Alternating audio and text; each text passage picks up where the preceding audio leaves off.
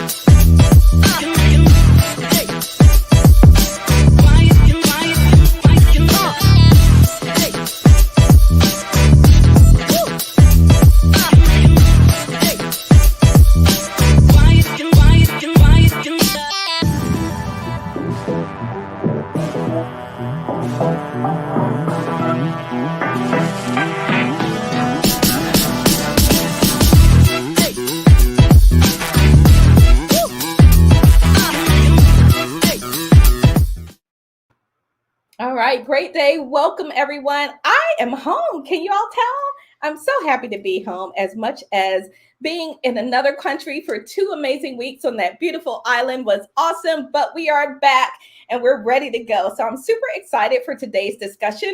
So you are tuned in to the Coffee with Rhonda show. This is your cup full of inspiration, revelation, and wit for today's savvy leader. That's right. We might be a little bit high energy today. Y'all know, if you haven't ever seen me present when I stand, it's a whole different ball game. So just be forewarned about that. So, and today we're going to talk about high impact leadership. And if you are not a leader with a formal title, think about high impact living, right? High impact living. So we're going to talk about that. And I want you to ask yourself, am I living and leading a high impact life? So before we introduce everyone, a couple of quick points that I want to just share with you. First of all, if you have not visited our YouTube channel, please do so. Go to the YouTube channel and subscribe, because we are getting ready to go off season, which means we're going to disappear for about 12 weeks, people. About 12 weeks, but you don't want to miss any of the good stuff coming. And we put additional information on there for you. So subscribe to the YouTube channel. Don't forget to like and comment and share the video. There is someone who needs to hear this conversation. And don't forget to comment, say hello to us, talk to us. Your comments power our conversation. And don't forget to tell us what you have in your cup. So with all of that being said, my name is Rhonda Y. Williams, and I'm your host for the show. I am what I call an R soul, or a recovering stressed out leader. Those days are gone, and I now advocate, encourage, and inspire other leaders to choose a less stressed, more fulfilled, more joyful life. So I am in my cup today. I am using my I Lead Above the Grind cup. And Roz is like, I have 2 cups. I Lead Above the Grind cup. And in here, I have a little coffee with one of my holiday treats, which is Kahlua and Bailey's Irish Cream. Don't judge. It only happens around holiday time. I'm just saying, y'all. And I would be remiss if I didn't say I got on my swag, my Coffee with Rhonda show shirt. So as all of us do today, I'm so excited about All right, so that's me. Thank you so much for being here. We're already laughing. You guys can tell this is going to be a hoot. So since you're pulling up the shirt and everything, Miss Roz Jones, let's come to you next. Good morning to you. Good morning, good morning, good morning. This is show number 65. 65. Woo! Woo! Woo! Go, Rhonda, go. Go, Rhonda, go. I want to say this, and I know I know it's kind of a sidebar, when we first started this show, it was only supposed to be for 4 weeks. But this has been the best 3 years of my life hanging out with Rhonda and Mireille. It really has. Awesome. They've made me accountable. A better leader, a better business owner, a better person. My life is better because I've collaborated and connected with them, not only business, but also personally. So I just want to say thank you to that first. And I'm just Roz Jones. I'm not going to tell y'all nothing else, honey. Y'all know who I am. Thank you so much, Ms. Roz. That is awesome. And back at you. This has been pretty incredible as we all together learn to lead above the grind, lead above the grind. All right. Deep breath, Rhonda. Breathe. Okay, calm down. Bring it down. All right, Miss Mireille. I'm good. Yeah. Good evening. Good morning for me because we are now on here. It's Sunday, so because it's 6:12. So it's been a great day today. It's been hot, so we are in summer. So my name is Mireille. You probably know me after 3 years now. I'm the greatness engineer, and I make sure people understand they have this greatness and unleash this greatness, to their community and become the best version of themselves. And I'm based in Perth, in Australia, and I enjoy this show. And just like what Rose was saying, we are growing, and we've grown so much the last 3 years, and I don't want it to stop. So let's go. Let's go. I'm with you. Thank you so much, Mireille. And I have my coffee with Rhonda today. And I will be drinking water because I think we're already caffeinated without the coffee. So I'll drink water today. Oh my goodness. Yes, it does seem like we're a little over caffeinated today, right? So I am with you, Mireille. Thank you so much, ladies. It has been a pleasure working with you, and I'm looking for more great things to come. So today we have joining us Jose. We're so happy that you're here. Please forgive our craziness. Tell us a little bit about you and what the incredible work that you do in the world, and then don't forget to tell us what you have in your cup. No apologies necessary. I'm enjoying it, and I am an embodied leadership coach and a men's work facilitator. Men's work, just to add a little context to that, is anything that involves creating spaces for men to heal and step into deeper levels of truth and power. So whether it's retreats, men's groups, community, etc. So facilitate those spaces. I'm also a brand strategist for impact-driven men. And my focus, without really diving into the details of everything just yet, is to empower men to embody their truth, live their vision, and give their gift in the most powerful way that they can. And in my cup, I have cacao. So don't know who's drank cacao before, but this is a special kind of cacao. So this is called ceremonial grade cacao or a theobroma cacao. So it still contains the fats. So the cocoa butter that usually goes to the makeup industry is kept in here. It comes straight from, this one's sourced from Ecuador. And it actually is one of the most nutrient mineral dense foods on earth when it is full in that way. And it's also a heart opener. Now I know, that term is used in many different ways, but literally and figuratively. So literally, it's unlike coffee, which is a neurostimulant. So sometimes, you can get a little anxious if you're over caffeinated. This is a vasostimulant. So it actually opens up your heart and it increases the size by, I think it was 30% if it's, ceremonial grade. Yeah. So I use this, you mentioned breath. I use this in my breath work workshops. And the reason I do that is because it creates a more heart open experience. Wow. And we can dive a little bit into that later, but drinking cacao and excited to join you guys here. That is amazing. So I love all of that. So is that why you're not as hyper as the three of us right now? We're all like, yay! Yeah, I didn't have coffee yet. Yeah, we don't need that, honey. We don't need that at all. That's awesome.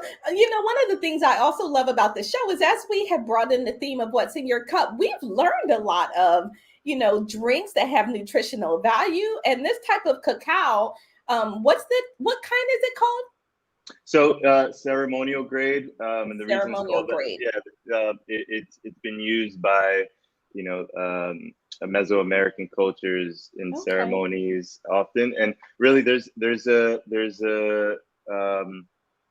I guess stories that the Mayans, the Aztec warriors used to drink cacao before going into war or battle, and the reason they did, speaking of leadership, right, is to go into, even though they were going into battle and they were going to fight, they wanted to go into battle with a heart open, right? Oh. So with the ability to have emotional intelligence, which is really interesting thinking that far back, that's something that they had in mind when they were going Right. into situations like that. But it's called Okay. ceremonial grade, also theobroma Okay. cacao, and yeah, I mean, just to add a Oh, little more well, context, 75 to 80% of chocolates that we eat, so commercial chocolates, have the primary like nutrients and minerals from cacao removed and sold to the makeup industry. And sometimes it's also not fair trade. So a lot of those chocolates come from the western part of Africa, and there's a lot of child slave labor.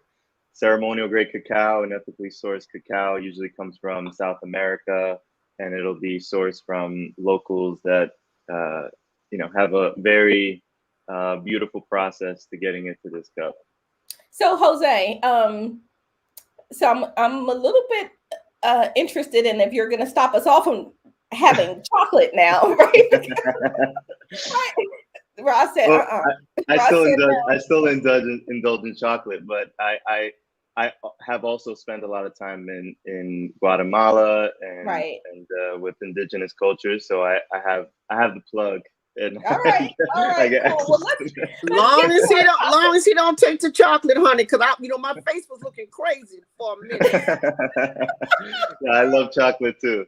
Chocolate. all right. So let's get to our conversation for today because I got a feeling we could spend a whole hour on just talking about this. Yeah. It's pretty fascinating. But I want to shift us to talking about high impact leadership. And this is really interesting. And I want you to think about the context of where we are today in the world, right? How everything is changing at a rapid pace. Leaders are being asked to manage things they have never managed before. Not, before it was enough to just manage a role, but now you have to manage employees' safety and well-being, their emotional wellness, all of that engagement that gives them a source of purpose and connection to work. There's so much leaders are being asked to do.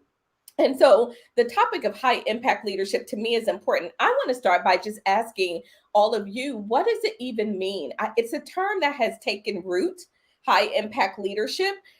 It's not really formalized, so we can sort of define it. Let's talk about what does high impact mean to us, because it really isn't a very formalized term. A lot of folks are using it, but it doesn't really have a formal definition. As I did the work for this show and prepared and did a little bit of research on that. So let's talk about what high impact leadership means to each of us. But before we do that, we got to go say hello to people. So Regina's out there.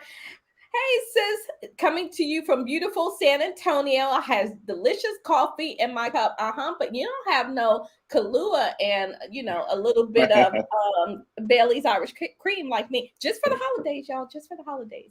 So Mom is out there also warning. Mom, forget about that last comment. Mom is out there watching too. And she says, good morning, all. And she says that she's enjoying Thanksgiving weekend with dark hot chocolate in her cup. So Nice. there you go. And then Regina said, Roz, you're going to make me cry. All life improvement is amazing. Yes, it is. And then she says, the t-shirts look awesome. Woohoo! Thank you so much for shouting out the t-shirts. All right. And then ceremonial grade cacao in full effect today. Thank you for that information. All right. So let's get started. High impact leadership. What is it? What does it mean? Or what should it mean? What could it mean? I think we can sort of be a little bit broad based with this conversation today around this high impact leadership. Mireille, let's start with you. What is high impact leadership? Oh, it's kind of difficult to define, and I think we all have our own, definition in a way. For me, high impact leadership is really about creating a positive impact in whatever situation you are, whatever the challenge. Always find the opportunity to find, always find a positive into the situation where you are, and understand, the emotion that comes, out of, the test that you go through. So really have the ability to discard the negativity from everything that is happening, and really pursuing the positive side of thing. And that's how I would define, high impact leadership. Yeah. Great. Thank you so much, Mireille. I Mm-hmm. love that. So it's that creating the positive space Mm-hmm. and having that positive impact in everything that you approach. What about you, Roz? When you think about, and particularly yourself and leading your organization, when you think about high impact leadership, what does that mean to you? I don't know what the hell high impact leadership is, but I'm gonna try my best to define it this morning. I'm gonna be honest, I never heard of this term. So, I may have to pass the mic, but I'm gonna give it a good old Roz Jones try. Just Roz Jones talking. Y'all know how I say it. To me, a high impact leader is investing in themselves. It's an individual thing. It's not, okay, we're gonna put you all in the black belt leadership training, and everybody's gonna come out with a black belt. I think high impact leadership is individual, like your DNA, like your blood type. I can't lead the same way, Mireille leads, or Jose, or we all have our own ways of leadership. So my voice may not make an impact in your community as, my people may not move for you the way they move for me. I'm just saying. Mm-hmm. But all I'm saying is my voice, my DNA, my skills, and everything that I do helps me to impact, like Marissa, impact the people, not only my employees, but then I get to impact my clients, and then it spreads on. So what I've done is I've started mine. It's like a domino effect. So the good that I'm sowing in, the seeds, the investment that I make, being on the show in the morning, reading, exercise, all that helps me be a better leader to help impact others. Mm-hmm. And that's the best I could do, honey. Oh, and that is pretty darn good for the best you can do, Ms. Roz. So thank you for that. And as I was saying, it's not a standard definition, right? It means something different to all of us. So that's perfect in what it means to you. So Jose, what about you? When you think about high impact leadership, what does that mean for you? Yeah, well, first I want to acknowledge Roz's definition, because I heard her say unique. And the word unique is really what comes to me. I think oftentimes, like you said, high impact, it's really all about the context that we add to it. But for me, high impact, similar to what Roz said, is all about identifying what our unique backgrounds, experiences, journey, training, all the things that go beyond just like leadership training, but like who we are and who we identify as and who we can impact the most. Getting clear about that, and then deciding to move forward and making the highest impact we can, not necessarily on everyone, but the people that can benefit most from it.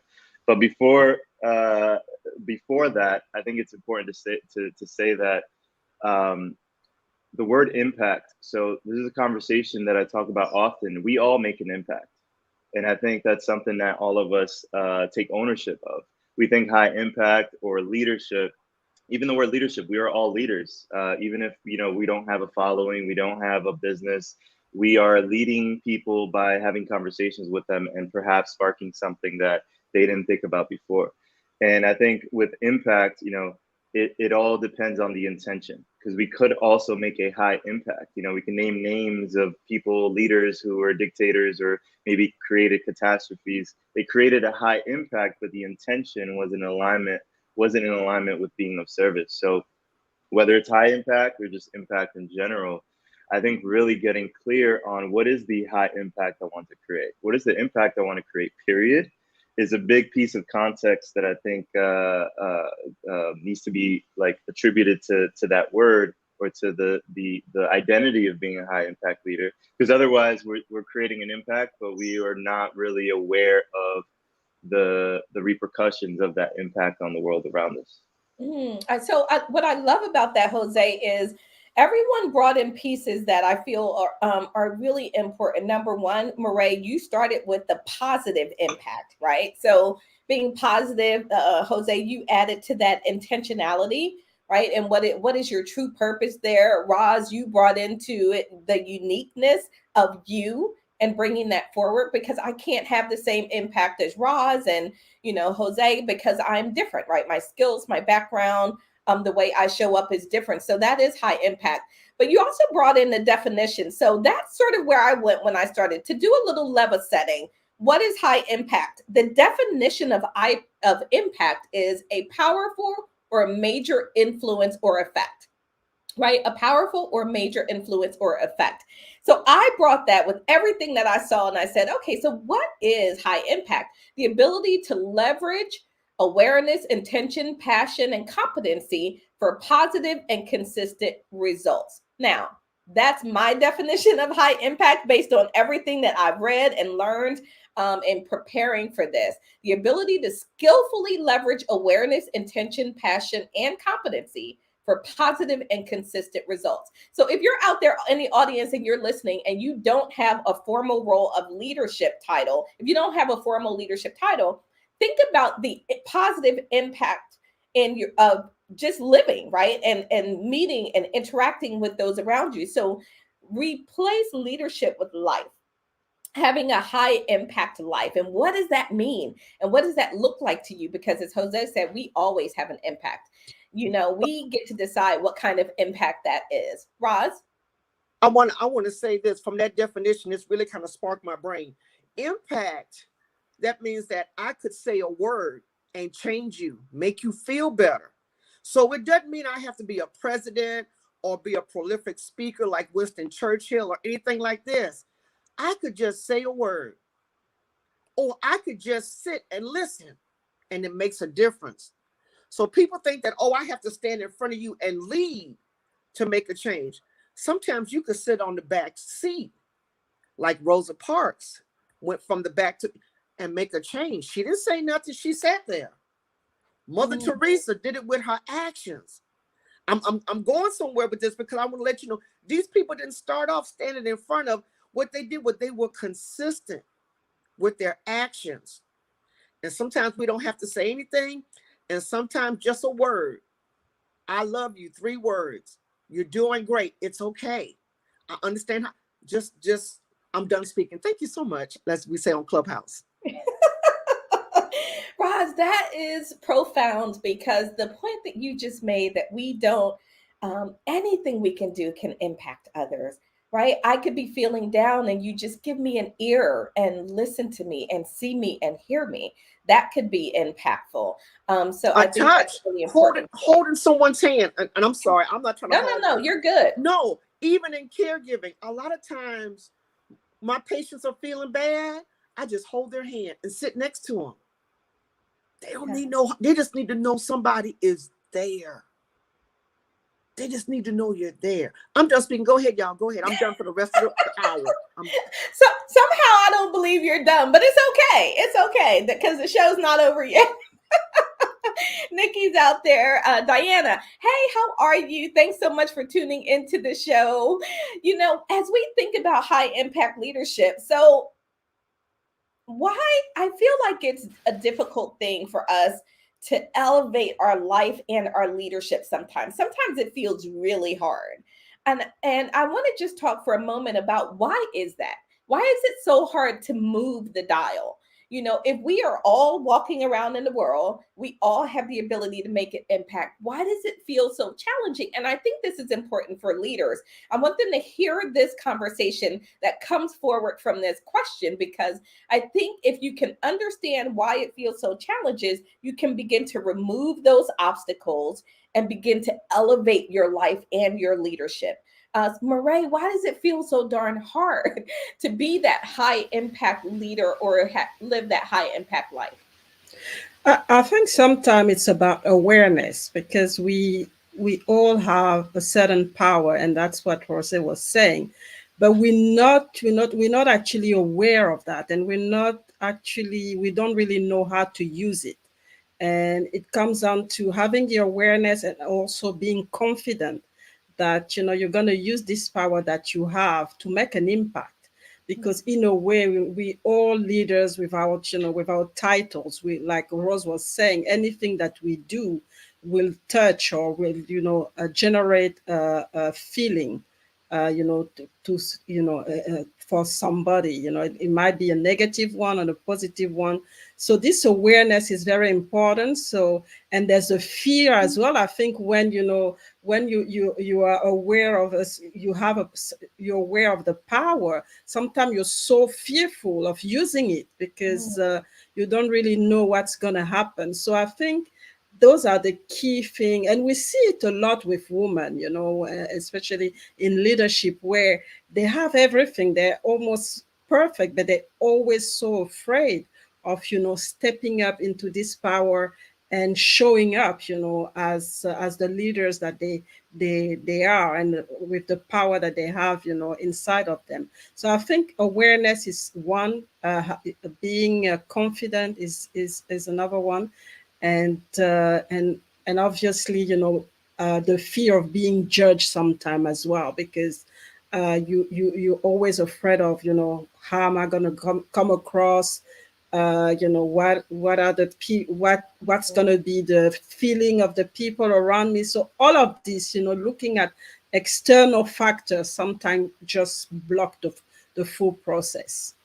I love that, Mireille. So fear, confidence, and then really just owning your power, being aware of Mm-hmm. it, right? Knowing that we all are powerful, and how we Mm-hmm. choose to use that and show up with that varies on your skill set, right? It's a Mm-hmm. skill to be able to use the power, your God-given power that you Mm-hmm. have, and be able to bring that forward in a way that serves others. So, Roz, why is it hard? Why does it feel hard to really elevate your life to be in high impact? And I guess we should say to have positive high impact, to qualify that, as Jose said, you can have an impact, high impact, that's not a positive one, but we're talking about positive high impact. Why does it feel hard? Because there's accountability and you have to change. Some people don't want to change. Some people don't want the accountability. And then, we've talked about this too. Then some people don't want the rejection. You know, there's a fear of that. What if I fail, and the person that I'm trying to help on the way, and I failed, how does that impact them? But I say this all the time: success leaves clues, failure leaves data. That data not only helps you, but it helps them. So don't always look at, if I don't make the Olympics this year, that I won't make it in the next 4 years. There's still a process. And, that process is solving a pain point, whether we were successful or not. So a lot of times, we have always looked at failure. Looked at pain or someone saying no as rejection and bad. And now we need to take that and turn it into something different. There are lessons and there's a game. Jose might be too young for this song. Betty Wright used to sing this song, no pain, no gain. No pain, no gain.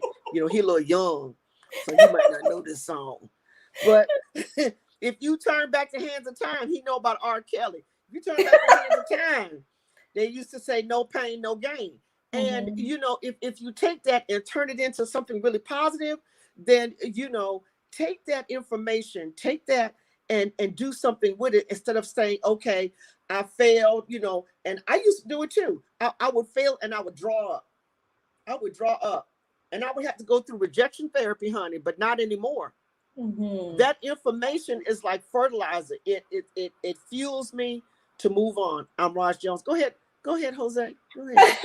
Well, Jose, pull this together for us, because Mireille started with, really recognizing that, confidence and fear and all of these things are there. And then Roz brings it to another point for us, right? Which is, we have to be accountable. We have to change. There's a level of transparency and honesty that is required for high impact living and leading. So, what say you about what makes it so challenging to get to that positive high impact life? Well, you summarized it beautifully. I mean, I want to really bring together what Roz and Mireille said. The confidence, yes. The owning your power, yes. But without being willing to fail, as Roz said, we can't really embody the ability to be that high impact leader. And the reason I say that, just in my own story, before I got into coaching, before I even experienced any of the things that I work around today, I was in corporate reading books about leadership. So I was reading things about leadership, how to be a more high impact leader, whatever terminology I was using back then. Sales books, all the books that I can think of, I was consuming them back to back. And I had all this information. And I also had information about myself. I felt somewhat confident that my vision was something that was going to impact people. But when I actually started moving the needle forward, that confidence didn't always translate in my body. So up here, I thought, I know how to be a high impact leader. This is what I got to do. This is what the book said. This is what I've learned. This is what this person that has led me has showed up as. But there were moments, like Roz said, I would go, fail, and then pull back, or sometimes even freeze and moving and not move forward at all. And I think with regards to leadership and just people, like all of us, how we move towards like owning our power and making that sort of impact, there's a big piece around taking action and moving across that threshold and that edge. So one of my teachers always says there's 3 steps to changing, and really this is a big piece to leadership. First is awareness, right? So Mireille said awareness. We have awareness that is not in alignment, or here's something that I actually want to work towards. The second is possibility. When I do this thing or change this thing that I'm aware of, then there's a new possibility of how my leadership is going to be, what my impact's going to look like, the position that I hold, or even just going right to the core, bringing more love, truth, freedom, peace to other people's lives. And then the third is action, right? So action, without the action piece, doesn't matter how much we know, doesn't matter what the possibilities on our vision board looks like for leadership. If we don't take that action and are willing to really start embodying and stretching our nervous system to be able to hold the capacity of our vision and the gift and the impact we want to create, it's really hard to reach that place of like higher impact, which is a journey. There's never a final destination, but that action and that repetitive, the repetition of the action, which is really practice, is inclusive of failure. It's inclusive of blowing our minds and realizing we're capable of much more. And it's inclusive of, a journey of realizing that some people will not accept or understand our power or our leadership, and we need to be okay with it because there's other people that will be impacted by the way that we bring those 2 things together. So I really love how Roz and Mireille said those 2 things. I think they both go hand in hand. So I love that you brought in the action part of it, because it is about doing, and you can't accomplish something that you don't attempt, right? Which means you've got to get out there and you've got to do it. In order to be a high impact leader, you've got to be able to assess, where am I, what's working, what's not. And there are data and feedback. And Roz, you said this, failure leaves data. There is feedback all around us. You don't have to guess if you're being impactful or not in a positive way. Look around you. What's showing up in your life? What's showing up for your team? Are people following you, or are they complying with you? Those are 2 different things, right? If you're leading, they should be following.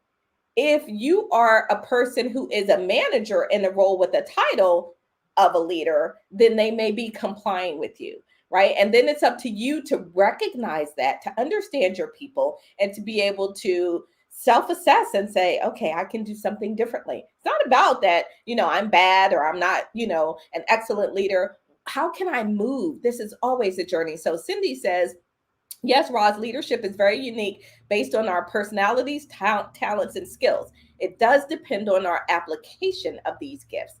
Absolutely, because without application, it's really just a bunch of fluff sort of floating around in our heads, right? I like to say it doesn't matter what you know if it doesn't influence what you do, right? What you do ultimately really tells the story. And then Regina said the statement that Mireille made was for me.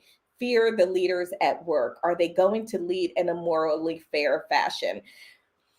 And Regina, it's interesting, right? Because you have to really decide what's important. That may not be your role, right? Your role is to be aware, to recognize, to understand where you are. You can't change the leaders, but you can always lead from that place of morality and intention and passion and purpose, even without the title of leadership. You don't need a title. You can be the leader, right? I don't care if you're stocking shelves or whatever it is, show up in that leadership way. So when we come back on the other side, I want to talk more about what are the characteristics that we would expect to see in our leaders who are high impact leaders, and is it different for men and women? Right? I'm always interested in the dynamic between men and women. And are we just making this all up, right?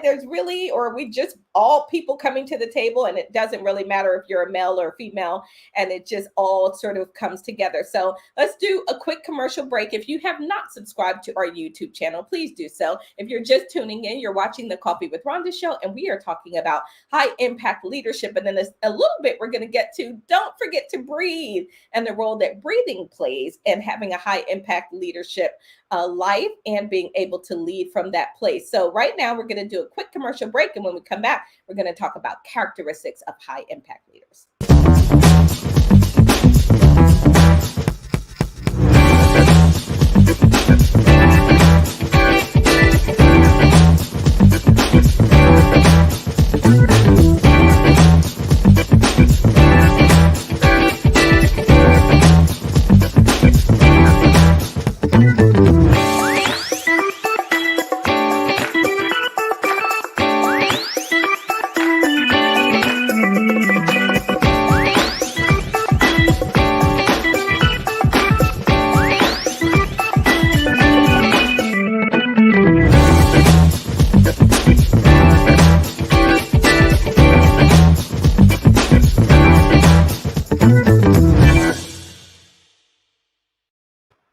I can tell y'all, I've had those Freudian sips before, right? Have you ever been in a meeting and someone says something and you really want to go, what the? But instead, you just take a sip. That's how you keep yourself out of trouble. I always take my glasses off. Roz, see, you showing it. I'm trying not to show it. All right, don't say that. I could care less.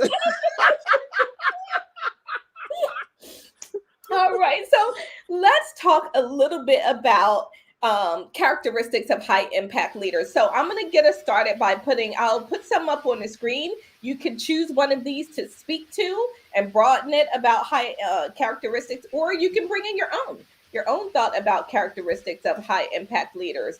And Regina says, those pics were so cool. I know, right? You need to take yours and send it in so we can get you up here and your Coffee with Rhonda swag. All right. So here are some characteristics that you would expect to show up. But again, you can choose your own. I'm going to ask everyone to choose one of these and just speak to it a little bit about why this is important for having high impact leadership or high impact life. And for those of you listening later on podcast version, the characteristics are vision clarity, values integrity, excellent communicators, emotional maturity, understands strengths, having a system for self-check-in and that self-guidance, being purpose-driven and creating growth opportunities for self and others. So these are some characteristics that I found, but you can certainly speak to your own. So choose one of these and just speak to it in terms of why it's important to have this characteristics for positive, high impact life or leadership.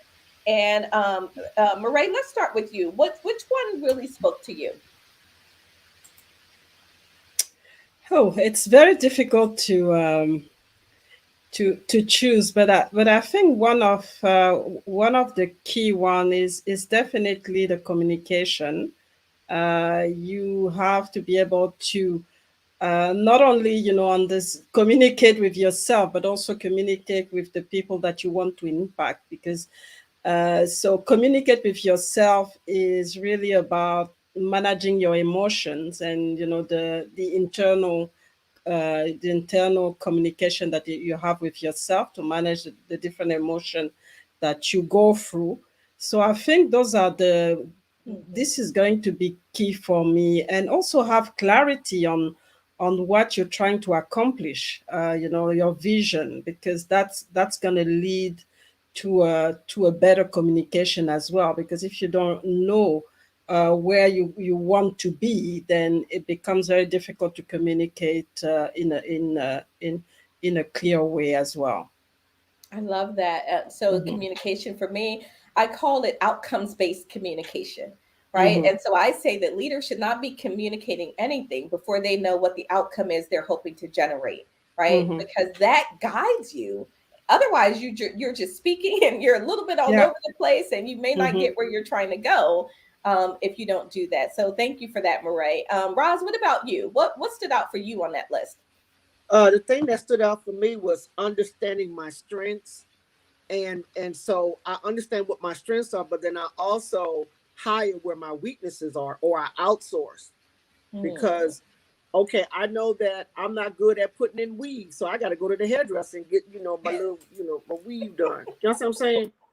I don't know nothing about the right shampoo, the right thread to sew it in, the right, I don't know about that, so I stay out of that lane. Okay. I don't cut grass anymore. I get somebody to cut my grass. I don't understand some of these systems we have to use, these CRM. I know what my strengths are, but I hire to my weaknesses. I put people in those spots. Now, don't think I don't oversee it. Don't think I don't oversee it. So I know what my strengths are, but as I hire these people in these areas, nothing goes off my desk, nothing gets posted on social media unless I get my last eyeball. That's accountability. Okay. Even though I'm giving you the authority, you still have accountability. I'm Roz Jones and I'm done speaking. I love that. Give the authority, empower people, but retain ownership and accountability for ensuring that that gets done. And thank you, Roz. What about you, Jose? Anything particular on that list stand out for you? Yes, so definitely vision and clarity, but I think Murray touched on that beautifully. I will say the other one that stood out for me was integrity. I forgot what other word was in that phrase, but I think oftentimes we see a lot of leaders, and I think I know I've been guilty of this. So it's something that having other mirrors reflect back to me so that I can improve on it has been very important. But there's a lot of leaders that lead but don't necessarily embody where they're leading or what they're leading. So it's easy to stand up in front of a room and say, this is what we're going to do. This is how we need to be. These are the values that our company holds, and then not necessarily living by those values.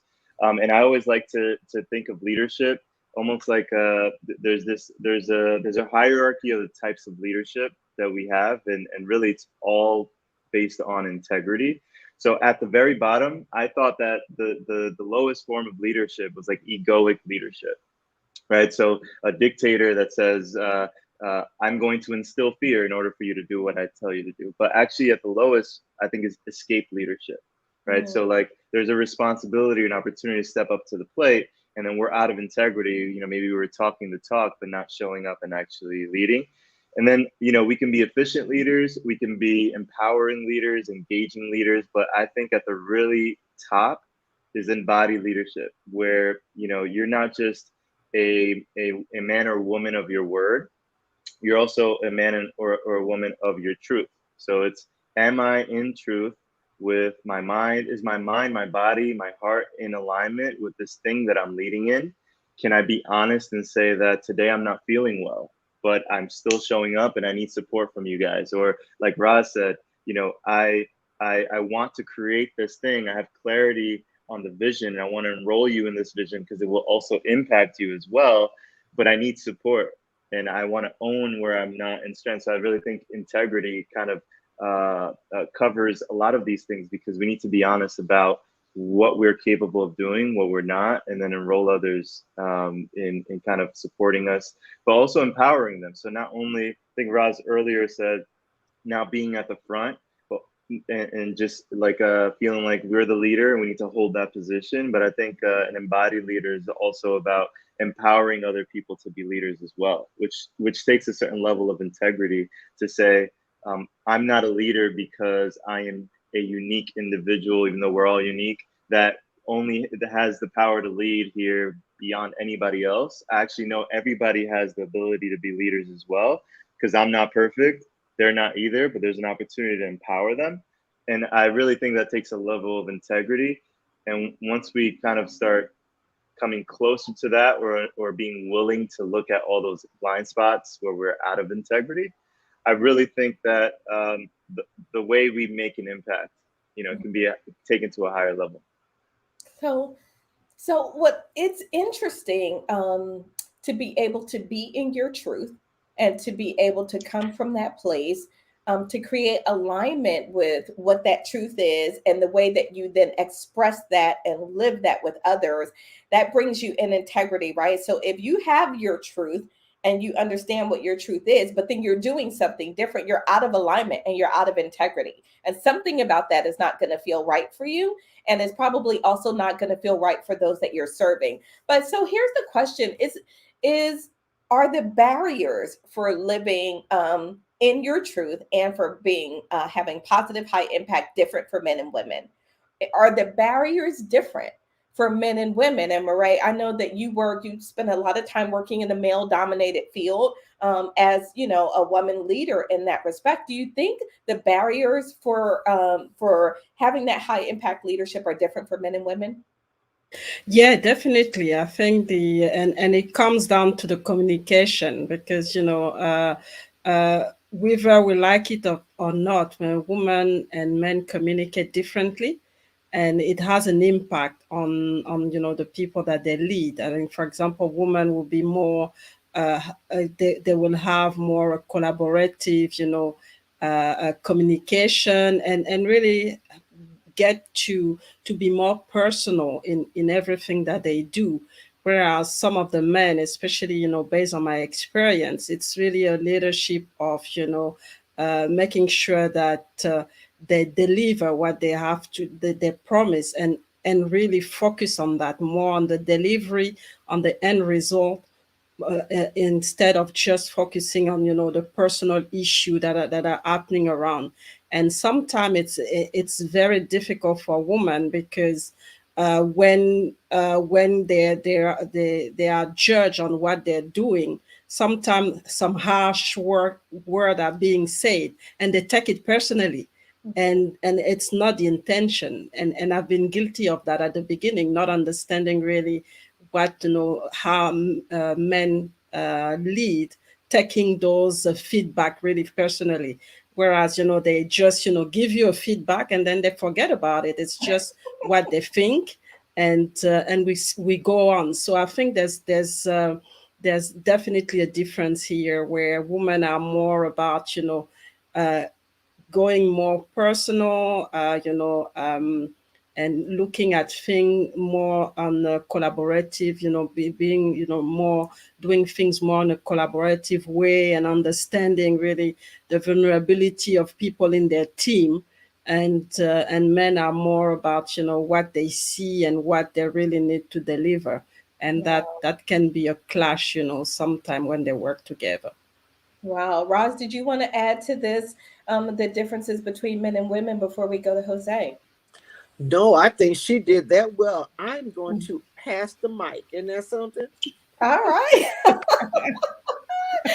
right, Jose. So share your thoughts. I mean, Mireille shared her perspective on the differences and sort of the obstacles, right, to this Mhm. getting to this high impact leadership or a high impact living place. Is there a difference if you're a man or a woman? Well, first and foremost, like I really want to honor what Mireille said. And I'm not a woman, so I've never experienced the barriers of entry that women have had to experience. But I do know that it's something that has impacted women in getting into positions of leadership.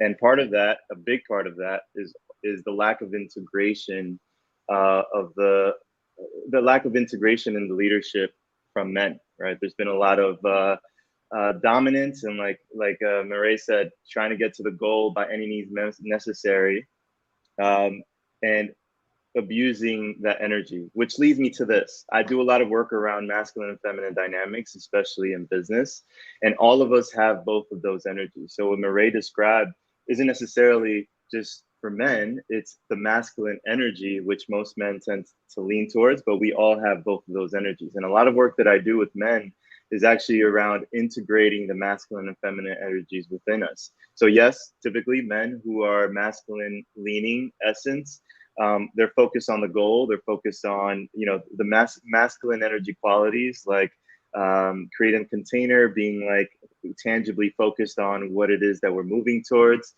But without having awareness of the feminine energy within us as well, sometimes we lack the creativity. We lack the ability to empathize with people that we're leading, to really have a fully robust approach to leadership. Because at the very core, I always say the masculine in business is the container, the objectives, the things that that carry the offer. And the feminine energy is the creativity, the flow of clients, of energy, of dialogue, of conversation. And it's kind of like a river with the bank and the water, right? Too much masculine leaning in any leader ends up being a river bank without water, and too much feminine leaning, and I don't mean women leaning, I actually mean feminine, means like not maybe too much water turns into a lake and not enough bank to direct it in the direction that we want to go in. But without both, there's actually no flow towards that vision and that clarity. So I actually think it's very important for more women to step up into leadership positions and co-create with men. And my partner is actually a women's embodiment coach as well. She does a lot of work around intuition. And her journey, I won't speak to her journey, but a lot of the work that she does is around reprogramming the way that women own their power. Because oftentimes, in order for women to compete or to feel like they can access those levels of leadership and break through those barriers that do exist, they've had to step into a more masculine energy to compete against the men that are kind of trying to dominate that space. When in reality, the feminine energy is just as powerful as the masculine, and they're both needed in the workspace, whether it's one leader that integrates it within themselves, or two leaders, a man and a woman, or two women or two men. It's all about integrating it within ourselves, the same way that a sacred union and relationship happens. And I think that's a big piece to why there's so many barriers of entry in leadership, as well as why, I'm also a rite of passage guide, and I do a lot of, I initiate men to be more men of service and integrate those parts of themselves within themselves in leadership, in life, and in business. And oftentimes that the reason why these issues happen in society is because when we want something, we either complain or we dominate, right? And depending on our programmings, our paradigms, our energy, so whether we're masculine, feminine leaning, we end up like trying to dominate without really caring about what's happening around us. And it's so important to really initiate ourselves into a level of leadership that takes into consideration everyone and everything around us, and the impact that it has on men, women, and the vision that we're creating. So I know that was a lot, but I think masculine feminine dynamics is actually a big piece to the way we lead, and I think it's a component that oftentimes we don't talk about. No, I think it was a lot, but I think it was really powerful to have us really begin to think about those different types of energies and how they show up for us and when are we leaning? Because the only person you can truly impact and change is yourself, right? So understanding your own energies and what you're bringing forward at that time. Are you in that place where you're too heavily in your feminine energy? Right, where you are all water and there's no direction and things are just flowing. My sister and I used to joke that, emotions just running all up and down the street, right? Are you in that place, or are you in that place where you are in that male energy, where you are trying to be dominant and control and, that sort of thing without really being collaborative or empathic with others? We're going to have to, I can't believe it's 5 minutes left in the show. Every show, I feel like we say we need a part two. Although, ladies, that's not really possible, right? We can't actually do a part two of every, or maybe we can. So I want to do a couple of things. I want to do our picture. So let's do our coffee shot. And then I want to end on all of this that we've talked about. I want to talk about breathing and breath work and how do we use our breath to be better, to live better and to lead better. So let me get my shirt in the picture. Can y'all see it? Got it. Thank you. All right. So we're going to do our wrap up a little bit differently, the What's in Your Cup segment, since we're already at 10:56, which I can't even believe. Our What's in Your Cup segment today is going to focus on bringing everything together that we've heard today. And we're going to wrap it up in how we can breathe, how we can use our breathing, the one gift that all of us have, right? And one thing that we can also control. Before we do that, Cindy says, Mireille, Roz was right. Mireille and Roz was right. You couldn't have explained it better. Women's impact versus men impact. Regina said, perfectly said by Mireille, men and women differently, think differently and lead differently. I was the receiver and have seen and felt this, and I try to learn to be more flexible, right? You have to understand what those energies are and to learn to be able to flow within that a bit. So let's do our What's in Your Cup segment, and we're going to end up on talking about breathing and the role of that. So Mireille and Roz, I'll come to you both first to talk about how breathing has impacted your ability to lead better, to be centered, what role it plays. And then we'll go to Jose and we'll let him wrap us up with the importance of breath work and what that means. So right after this.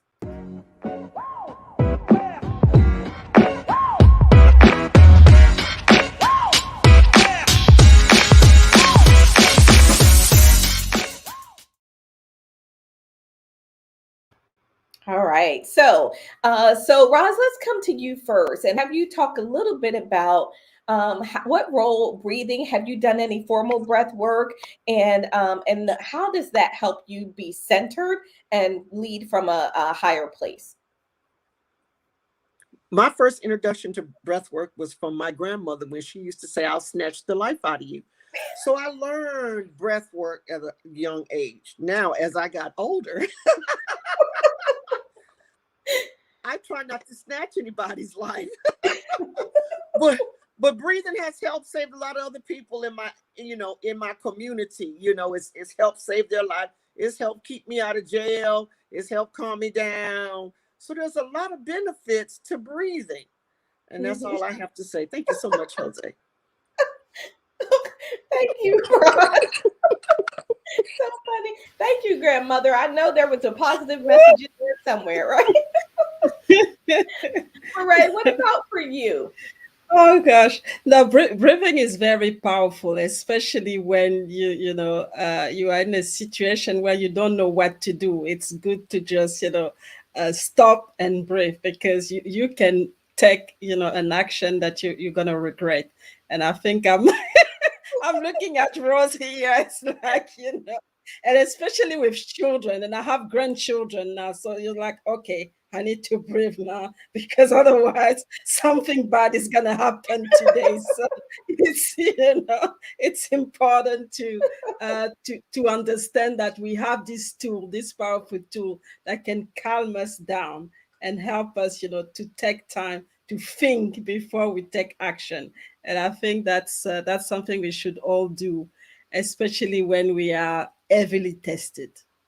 Yeah, no, I agree that breathing is really powerful. I wish we taught it more, right? I Mm-hmm. wish we taught the benefits of breathing even into junior high, right? Before you go doing something crazy in junior high and then on into high school and college, if we really taught breathing and the role that it plays in just getting us to stop for a moment, allowing our logical processes to re-engage, allowing that emotional hijacking to release a little bit. And so, as we think about that, I want to share this quote. And then, Jose, I want you to tell us about breathing from your perspective and why it's really important for leaders. So, this one says, even one deep conscious breath can serve as the mini meditation we need to slow down and reduce tension. Pausing to take a few deep breaths can allow us to enter the next activity or interaction with fresh eyes, energy, and enthusiasm. And that came from John Berlin, who wrote an article in 2017 for the Business Insider. So, Mm-hmm. Jose, how are you using breathing and why is it important in the work that you're doing? Yeah, great question. And great, Mireille, Roz, love what you guys shared about breath. Um, Breath work is one of the most powerful tools to regulate our nervous system. And it's also one of the most powerful tools to alter our state of mind, body, and consciousness. So, just really simply, we all, I mean, Raj, you spoke about your grandmother, right? We all have these thresholds where we go into parasympathetic or sympathetic, meaning like fight, flight, or freeze. And when you think of an animal like, let's say a deer, if they hear a loud noise and they get scared, literally immediately after the danger is gone, they shake it off and their breathing changes. They regulate their body. And as humans, just society, you know, storing our emotions, like all these these stories about us like regulating our emotions or even allowing them to be processed, we end up storing them and they're in our nervous system. So whether it's your grandmother saying I'll snatch the life out of you or you going to be in a new level of leadership, your breath literally tends to shift according to what your nervous system is feeling. So you can use breath, like Mireille said, to take a deep breath and regulate and go more into that threshold where we are between the fight and flight and we're like able to socialize and bring forth what we want to bring forth. But also, I use breath to tap into sympathetic. So I do breathwork workshops, something called Holotrophic Breathing, and intentionally creating a safe space where you're breathing more intensely, you're breathing very deeply, and you go into states of hyper arousal. So you're going into sympathetic nervous system, and obviously the container is safe. There's an intention there to release trauma. And in these experiences, what ends up happening is you are releasing trauma that is stored in your body. So a lot of times I create these workshops, leaders come in and they set an intention, and without having to talk about it like they would with me in a coaching session or with a therapist, sometimes this trauma, like that deer that heard that noise and maybe didn't shake it off, or that moment where something happened that you were younger, you don't even remember the memory of how it happened and what happened, but your nervous system stored it. Sometimes all of that comes up in that experience where, you know, trauma might come up, memories might come up, your body tenses up and kind of releases trauma that's stored in it, and then I bring it back down and create this moment of parasympathetic breathing where you literally become your own regulator. So I've had people come in that have panic attacks and, you know, go into the sympathetic state, feel like they're getting a panic attack, and through my guidance, whoever's co-facilitating with me, they're able to receive the tools. You know, no one's doing it for them. They get to breathe, slow down their breathing, and it's almost like you're intentionally creating that moment where your breath will kind of be taken away from you, or that anxious moment we were talking about earlier where you're crossing the threshold. You're creating that intentionally in a safe container, and then you're allowing yourself to take deep breaths, allowing yourself to strengthen, sensitize, and soften your nervous system so that when you do go back out, there's more clarity, there's more opportunity to step up to these moments where your nervous system is like would otherwise be more activated, and you can actually just take a deep breath. So people have come in with panic attacks, have left and said, it's been 2 years since my last panic attack, or 3 months, right? So it's a really powerful tool, and it's also very intense sometimes. So breath work has different tools, but I would say it's the number one way. And if anything, it's the only way to consciously tap into our nervous system and create a shift without having to think about or take any, external substances like coffee or psychedelics.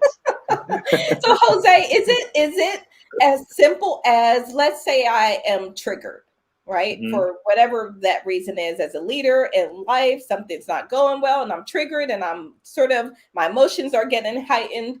Is it as simple as just pausing for a second and taking a deep inspiration and then exhalation and doing that several times? Or is there a specific technique that I need to use to shift me out of that dynamic? Well, I'll make it this simple. There's a Japanese doctor that said 6 deep breaths. 6 deep breaths resets your nervous system, right?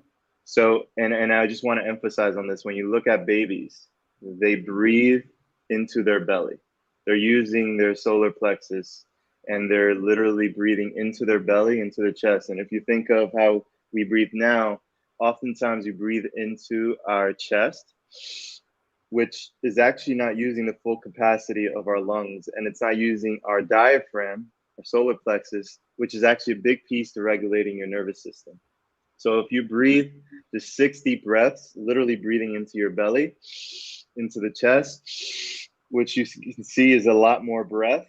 6 of those breaths can reset your nervous system and help you regulate. And then the others, there's some modalities to that. I mean, I'll show you. Usually for an hour, it'll be deep breathing, belly, chest.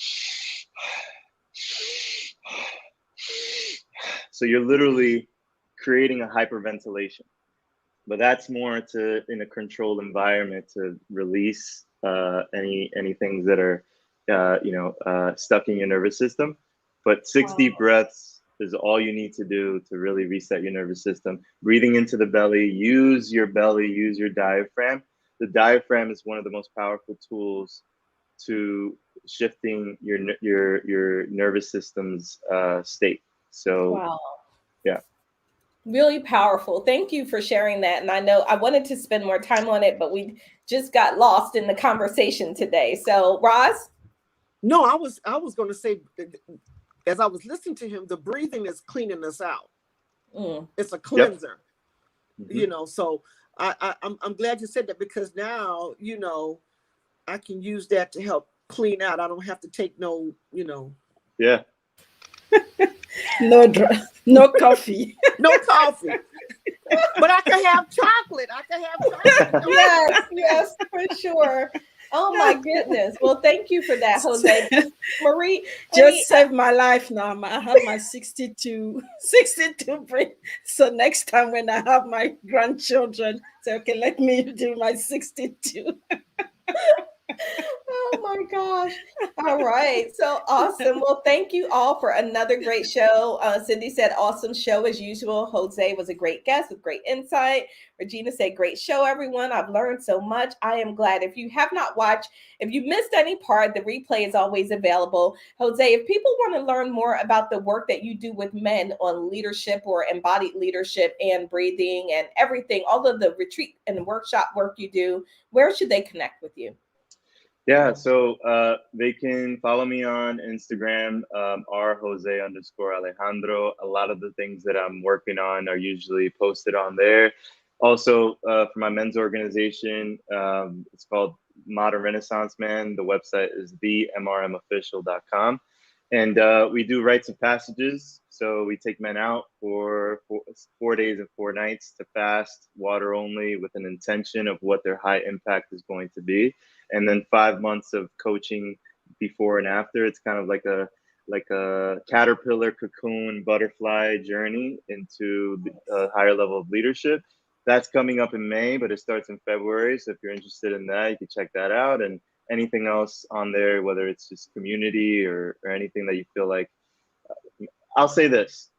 the biggest tool for me to step into high impact leadership has been having mirrors that can support me along my journey. Because, oftentimes we hear, take a hard look in the mirror, but they don't tell us that when you look in the mirror, you only see half of you, right? We need other mirrors around us in order to reflect back all our blind spots and the back doors that we create. So oftentimes we look at the mirror and we see what we see, but we don't see what we don't see.